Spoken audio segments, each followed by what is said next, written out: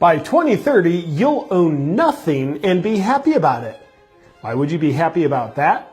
Well, turn off your brain and start listening, because we'll answer that question and more. Klaus Schwab is the head of the World Economic Forum, which is a group of the richest people in the world who want complete control of the world. Recently, Schwab endeared the world when he said, by 2030, you'll own nothing and be happy about it. Wow! That seems like a win-win, and he believes you're dumb enough to fall for it, and you kinda are. So here's how it'll work. Under the World Economic Forum's vision, governments and the super rich who already control the governments will own everything. That's a win for them.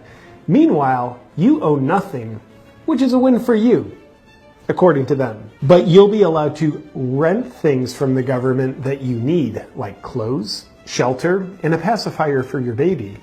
You'll also receive an income from the government. Sounds great, doesn't it? This just in! We're already doing some of that. They're called stimulus checks. In this innovative vision of freedom, you'll be completely controlled by the government because you're completely dependent on the government.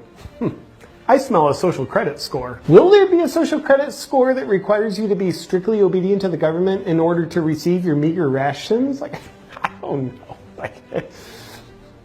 Does the World Economics Forum vision sound like socialism, communism, and totalitarianism? No, because they're calling it something different. The Great Reset, actually. First, let's be clear. For all of human history, socialism, communism, and totalitarianism has always worked swimmingly. It's never created super oppressed and abused people. 100% of the time, it's never done that. That's why you've always seen people from capitalist countries like the US risking their lives to flee to communist countries like Cuba. Or at least what the US used to be. And still is. Kinda. But if socialism, communism, and totalitarianism is so great, and indeed it is, why are some slightly skeptical about Klaus Schwab's agenda? Well, that question sounds like hate speech.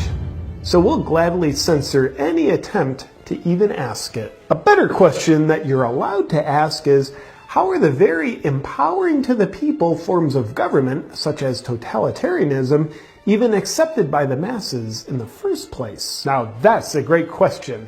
And the answer that you're commanded to accept is, they prey on you by glorifying how great it would be if they took the burden of self-responsibility off you.